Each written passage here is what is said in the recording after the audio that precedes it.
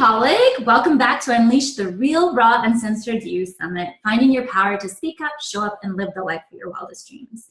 And so we're nearing the end of our summit, and I, again, am touched by all the speakers and the information that they have shared, because I know that they have inspired me, they have touched my heart, and I hope that they're doing the same for you. So today's guest is just as great as the other ones. His name is John Burgos, and he is the founder and host of the Beyond the Ordinary show, and has committed his life to improving and enriching the lives of others. He created the Beyond the Ordinary show to unite and lead the next generation of transformation through providing a stage for emerging and provocative spiritual leaders, exposing and bringing light to the shared power of collective consciousness.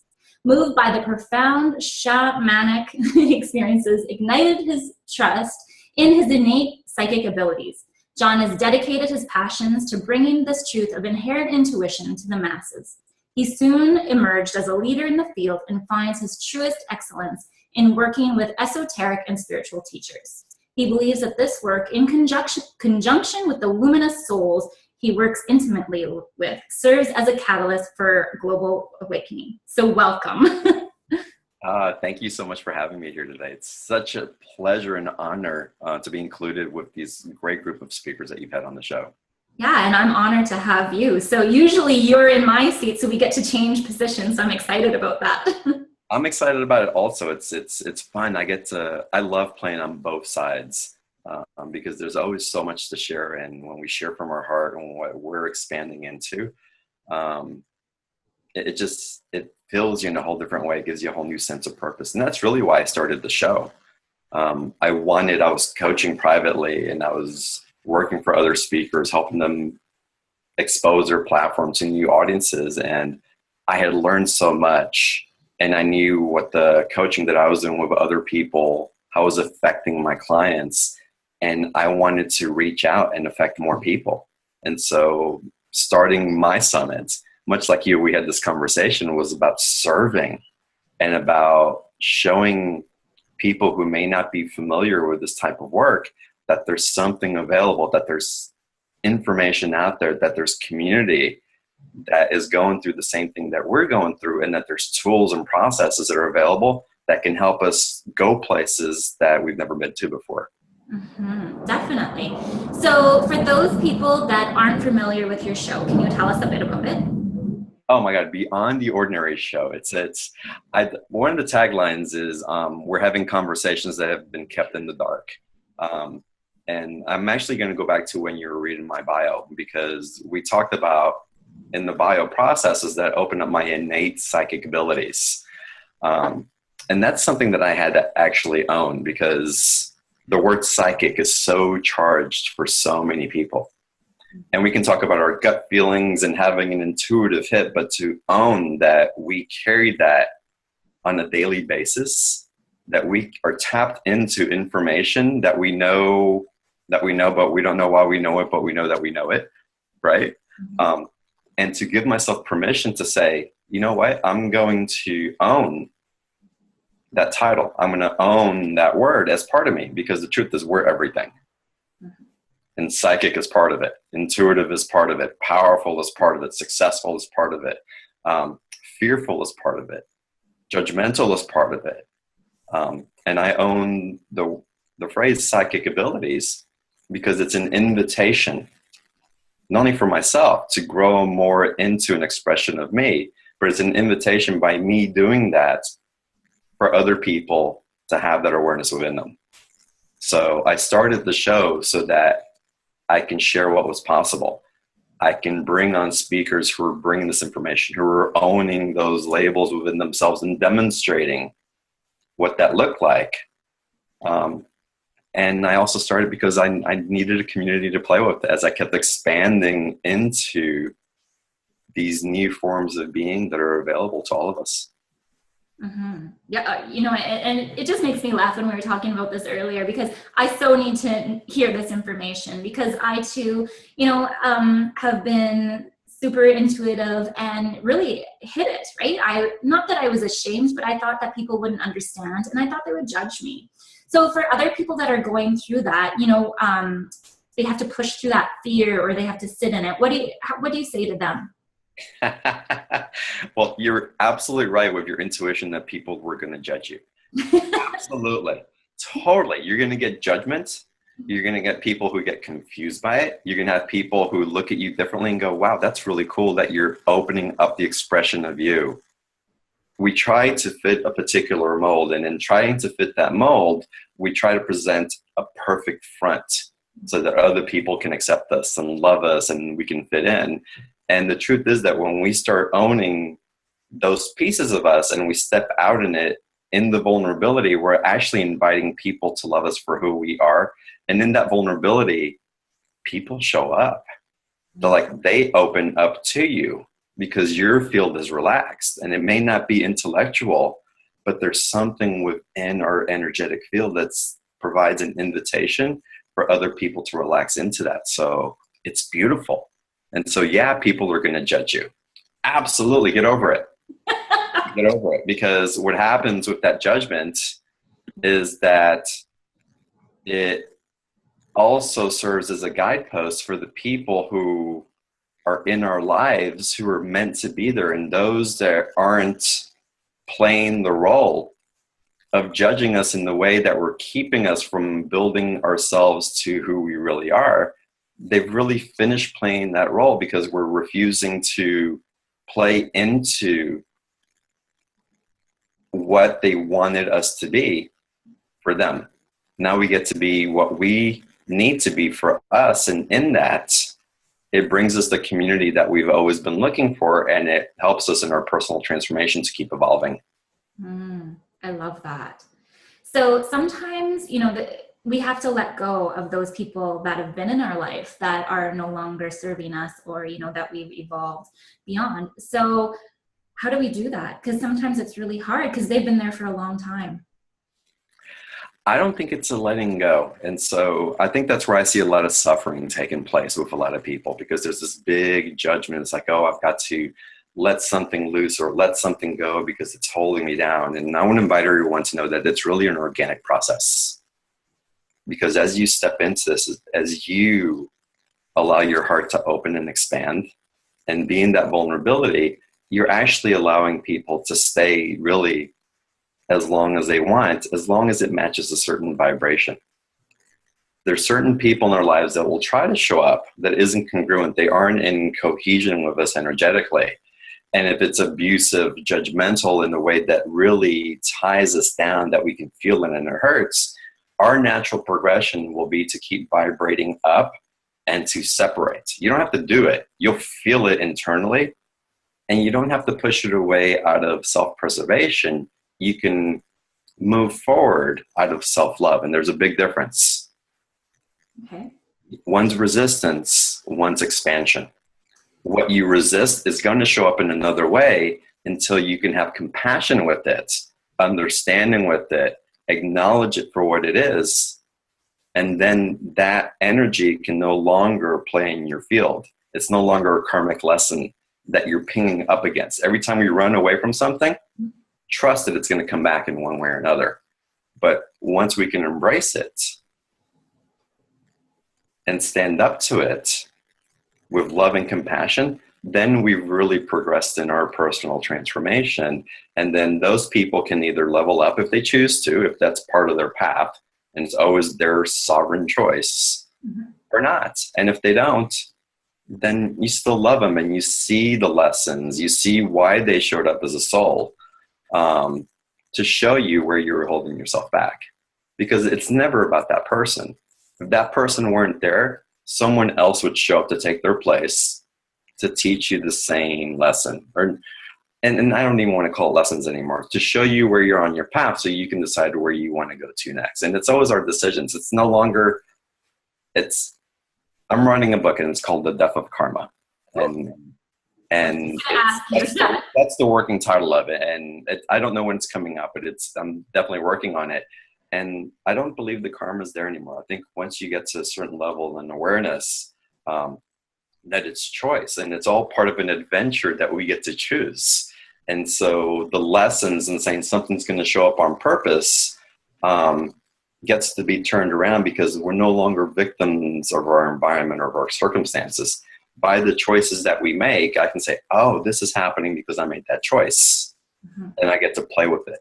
And I get to be in a sense of wonder with it. And I get to explore myself and go, I wonder why I made that choice. And in that, there's like this piece of the puzzle that we're putting together in curiosity and getting to know ourselves more intimately that becomes more of an adventure and quote unquote game of life. And how we step into that expression of us that's looking to come out so that we can adjust our path accordingly and decide what the next thing is going to be. I love that word explore because it really takes away the judgment, because in exploring, like, I'm surrounded by trees where I live. So I just look and it's like when you're exploring through the forest or the bush, there's not really a wrong turn if there's not a path. Right? You're just exploring and, maybe you want to be slapped in the face, with a branch, or maybe you want to step over something. But yeah, I love that so much. And let's just talk about karma for a little bit. I know this is kind of sidetracking, but I know I've had these questions come up. So is there something we have to do to void our karma? Can we talk about that? To avoid our karma? To avoid it, so we aren't experiencing it anymore. Is there something we have to do? I think it's perception. I think it's the way that we choose to interact with what's coming up. So for me, karma has always had the implication that it's something that I need to learn if I choose not to suffer anymore. And so karma with me carries the implication of suffering. And my invitation is that we can be done with suffering starting right now.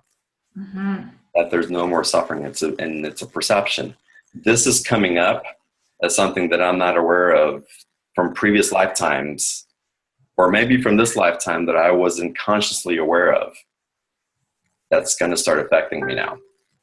And my invitation is that the perception of knowing that you're guiding your own path, that your choices are directing you to a particular point, and that because of your choices and the energy that you carry and the law of those energies that says that you're going to meet what's in coherence energetically with you, puts you in the driver's seat that you get to choose your energy on a continuous basis.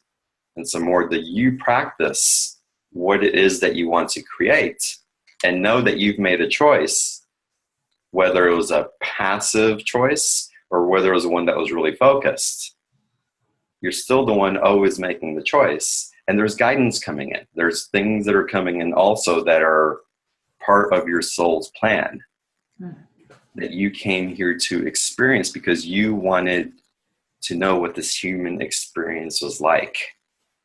There are certain things that you wanted to feel viscerally, emotions that you wanted to go through as a soul as you get to explore what being in a human bodysuit is. And that's a divine experience. I don't think that's karma. I think that's our soul playing. I don't think I know. Wanting to know what it's like to be in this form. And we're so blessed to get to be human. And for those of you who aren't as woo-woo maybe as I am, which I tend to lean on the left of woo-woo a lot, but I also like to ground things in practically.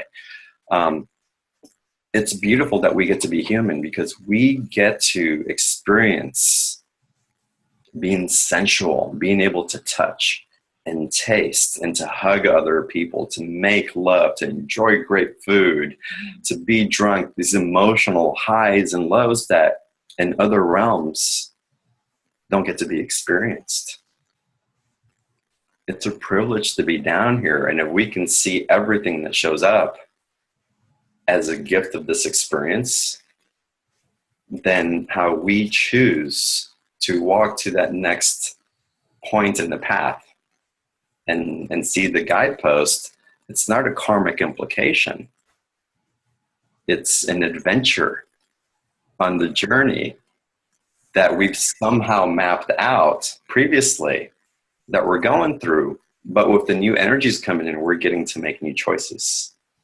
with the new energies that are coming in, with the ascension that's happening because of the different timelines, the 2012, the new energies that are happening.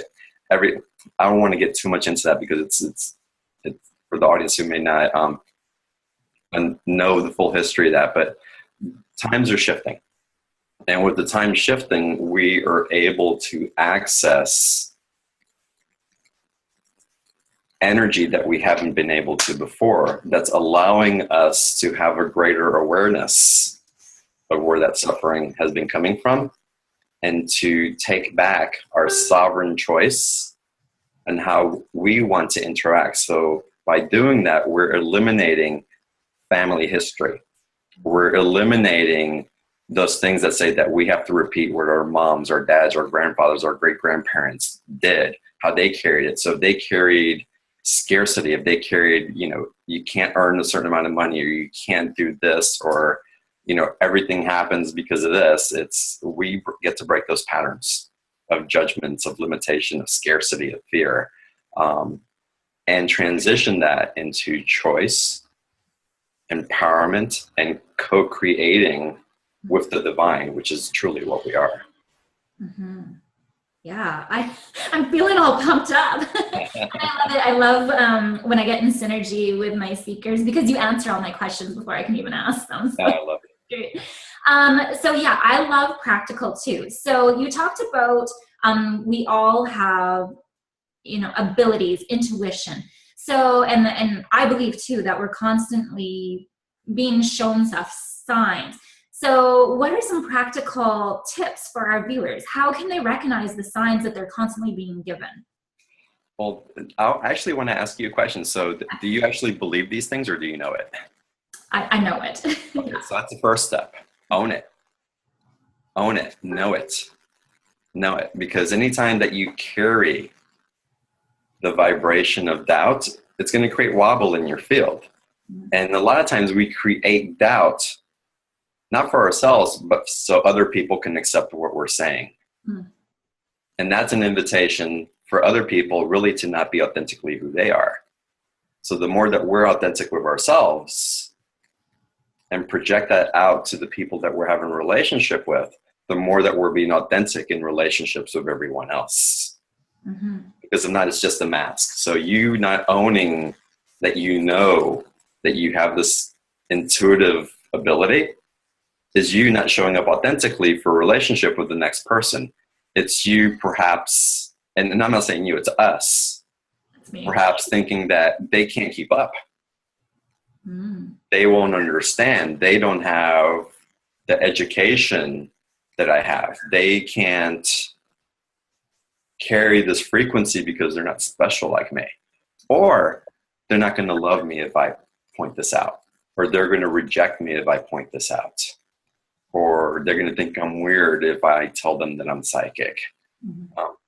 And the truth is, who are we to give them a story that's not true, to manipulate them to have a relationship with us?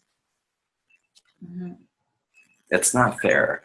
We wouldn't want someone to do that to us, but we're doing it to them. Mm-hmm.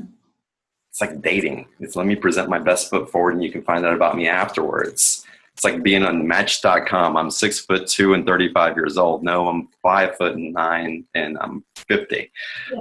Yeah. Right? It's true. Yeah. No, it's like, and you can get to know me after you know me, but I'm going to tell you this from the beginning because you might accept me. It's hard work doing that.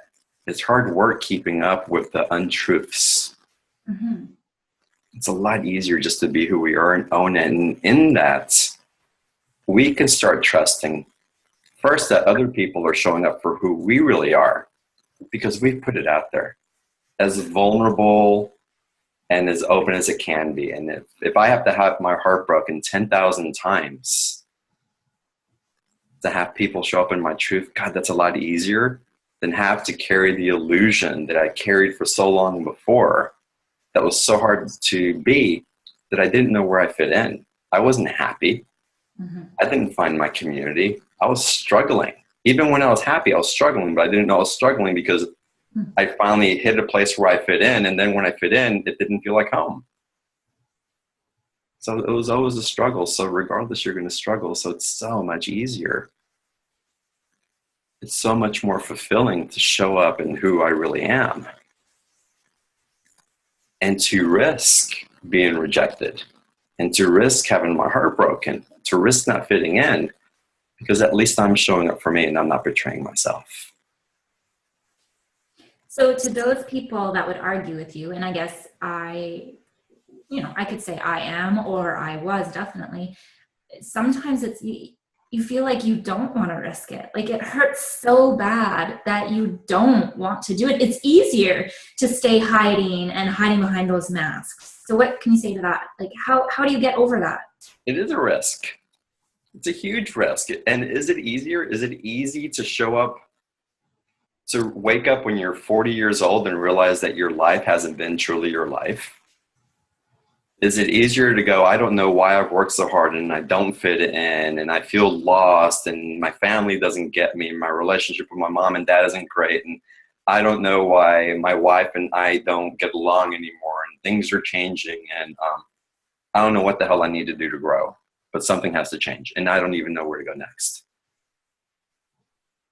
Is that easier, or is it easier to just live authentically? So anyone who wants to argue with me, if you have children, what would you want for your kids? I've got a 20-year-old daughter. I've got a 21 and a 22-year-old daughter.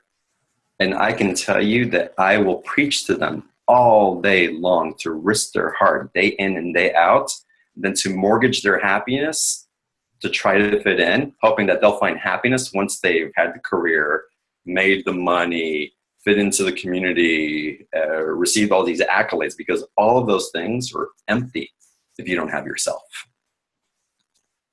So risk it. I don't care if they're bankrupt when they're 50 years old, but if they are not morally bankrupt within themselves, if they haven't bankrupted the relationship that they have with themselves, which is the most important relationship they'll ever have in their life, then they're the big successes that I'll ever know. You're making me cry here. This is exactly, no, it's so true. It's so true. Yeah. So you talk about not fitting in and even the whole discussions you have, you talk about hard subjects and things that maybe other people don't understand. So what has been your biggest challenge in doing all this, in presenting yourself and showing up, speaking up, and living the life of your wildest dreams? Because I have to say that you're a great example of my summit. Like this, you are our model here. Thank you. The biggest challenge is it's stepping into each layer of vulnerability. And it's especially in the personal transformation industry, because we'll start at a certain place and we'll get to another level where we've let something go, where we've transformed a limitation, where we've changed the relationship with our spouses or with our mom and dad, and we feel so high and it feels so good, and we really think that we've made change, and we have. It's profound. And the risk is to sit there and go, oh, look what I've done. Wow, look how this has changed. And to get comfortable there when there's still other aspects that are waiting to unravel within us. And so the biggest challenge is to be open enough, to be vulnerable enough to know that there's still more. But what happens with that vulnerability, that again, it turns into a thing where you eliminate the struggle with it and the self-judgment, and it starts becoming an adventure into getting to know yourself. And there's a threshold that gets crossed. Or maybe it gets thinner, because I think we always go through it, where we don't see our blind spots and we have to reach out to other people to help us. And when we ask for that assistance and giving ourselves permission to be vulnerable enough to expose those deepest wounds, to talk about them openly, no holds barred, no matter what. And so over the years, I've relaxed more into doing that. I grew up in the household. Mom and dad were immigrants from South America. Amazing, just beautiful hearts and love, but there was a lot of abuse in the house. Dad was an alcoholic, functioning alcoholic. Mom totally enabled him. A lot of abuse, a lot of verbal abuse. And you just don't talk about it. Other people saw it going on. And it's something you don't talk about. School counselors, hey, what's going on at home? You're so smart. Your test grades are off the charts, but in school you don't do so great. What's going on? I can't say anything. And so you grow up the same way and you repeat the same things in other relationships. So I did that in my marriage. Things weren't great, but you don't talk about it. It's my ex-wife. She's amazing. But she had a hard time when I started reaching out, asking for conversation and for enlightenment as to what's going on in a relationship. Like, you don't expose our problems to anybody else. That's between you and me. It's intimate. Yes and no. It's intimate, but it's not intimate when it's keeping us stuck in suffering, when it's keeping us away from true relationship, because that's not relationship. That's survival. And it's time for all of us to move beyond survival. We don't have to survive anymore, guys. We're not going to get killed for speaking our truth. We're not going to get stoned. We're not going to get burnt at the stake anymore. And us feeling that we have to hold ourselves back to make other people comfortable doesn't work anymore. It's bullshit. And we've got to call ourselves out on our bullshit. We got to call ourselves out so that we can be the examples for ourselves first, for that little being inside of us, for that 5-year-old inside of me that knew that mom and dad should be fighting the way that they knew, that someone needed to stand up for him so that he didn't feel abandoned because no one gave a crap about him when they were going through their stuff. And it's time for me to stand up for him and saying, hey, there's a new way for us doing this. And in that standing up and us making that commitment for ourselves, then we become an example for other people. I become an example for my daughters that this is what a relationship looks like. And yeah, your mother's marriage and mine ended. The relationship transitioned. And it transitioned with purpose. And it transitioned because I was ready for something different that your mother wasn't. And she was ready for something different that perhaps I wasn't. And because of that transition, it doesn't mean that one was right or one was wrong, but it's how we showed up for each other, but first for ourselves. And the honesty of that allowed that to transition in a way that was graceful, honest, and provided a platform for my daughters to see what relationship can be and what they can look for in relationships with others so that they can live a life that's authentic for themselves as well. Yeah, I can honestly, I can just let you go on. I can listen to you all day. Actually, so many points. I know because I'm going through a divorce myself. And that's what I told myself. It's like, what would I tell my children, my daughter? What would I tell her? And same thing, follow your heart. You know what's right for you, regardless of what, everyone else is saying or the messages that society is giving you. Definitely. Yeah. Absolutely. And so and we get to trust it. And you know what the beautiful part is?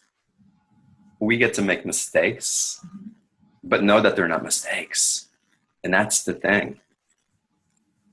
We get to make decisions and they may look like it was like you took a wrong turn, but it's part of the adventure. It's part of the exploration. And you can just trust that the other people that are participating in this adventure showed up for that adventure. And so we can move forward if we have a foundation that we're living off of. And this is something to get really clear about. If your foundation is manipulation, control, fear, judgment, and all that, and some personal transformation may be really good for you if you want to and you're looking to step forward in a new way. You wouldn't be on this call if that's who you were.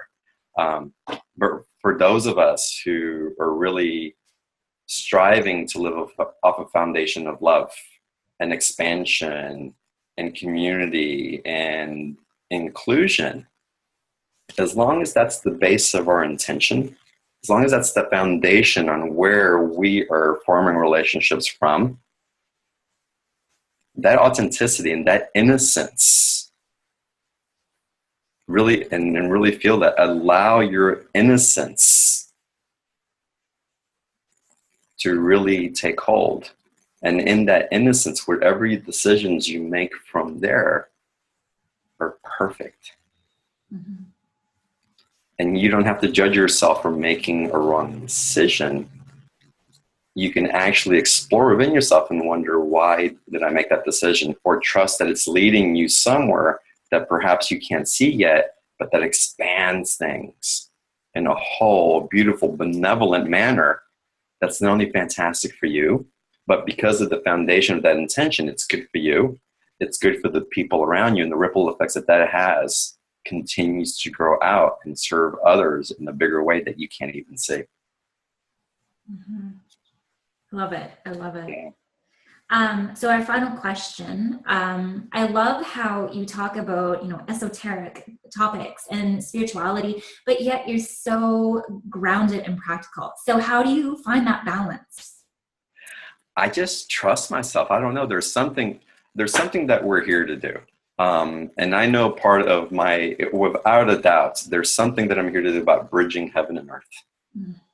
And I've lived a very human experience of suffering, and started when I was very young. And I perpetuated it by the choices that I made in relationships, in business partnerships, in choices that I made for myself, and opportunities that I took and didn't take from ego. And so that experience served in a certain aspect. And then I had these amazing awakenings. And I came in extremely intuitive, and I shut it down, and it wasn't good. And it wasn't good to feel, because if you felt that much while you were living in an abusive household, the pain was just unbearable. But I chose to stay shut down because it was easier. So I can fit in. And if I don't have to open up to how empathic I am, if I can pretend not to see what I know I see, then I can ignore stuff and bury it and pretend it's not happening when the truth is it's happening. And, I ended an 18-year marriage. It probably should have ended at year 5. But there was also certain things that I knew I needed to go through on a soul level that were waiting to happen. Quick story.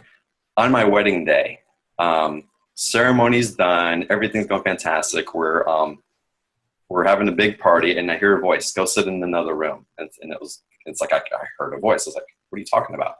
And I got super nervous, and I'd been cool as a cucumber. I was happy as can be. All of a sudden I break out in a sweat. All the hairs on my body stand up. It's like, "Go sit in another room." It's like, "Okay, by yourself." It's like, "Okay." I sit down, and I hear, "You're going to be married 18 years. Like, what? You're going to be married 18 years. It's like, okay, I love my wife. I don't know what you're talking about. Thank you. And I'm getting back to the party. I was married 17. I asked for the separation, which is when I knew that the marriage was absolutely over, but we still need to go through the process and try and all that. But I knew in my heart 100% that the marriage was over at 17 years and 51 weeks, a week before our 18th year anniversary. Wow. And it's amazing that you remember that too. Okay, I remember it like it was yesterday. I remember, but I didn't carry it throughout the marriage. Mm-hmm. It's just information that was given to me. So the guidance was in. So I knew that we had a soul path to go through, undoubtedly. And so when we see different things that show up in our life and have gratitude for all aspects of it, the joyous, super happy ones, and the other ones that are there to show us something within ourselves that's ready to be explored, if we can find a way to have gratitude for all of that, it lends itself to that sense of adventure and that exploration that we're all upon. Mm-hmm. I felt like I went away from your question. I apologize. No, that's okay. I feel like this is my personal session. So no, that's great. I just want to thank you, thank you for everything that you shared. Hopefully our viewers are getting as much out of it as me. I'm just so deeply touched, and I've had a little cry while we were talking, and I feel like I have to go away and process everything. So thank you so much for being you, and doing what you do, because you are an example. And I know for myself, I recently just found you, and I'm like, you're amazing, right? And you are the shining example for all of us. So thank you so much. Oh, thank you. It's such an honor. And you're teaching me also. It's always reciprocal. There's never giving without receiving, and vice versa. So thank you. And thank for everybody listening. It's such an honor to be able to share my journey and some of the things that light me up, in the hopes that maybe it serves someone else. Definitely. And I hope that all our viewers check out your show, and we have a Facebook group going on, so I'll post the links so they can find you too.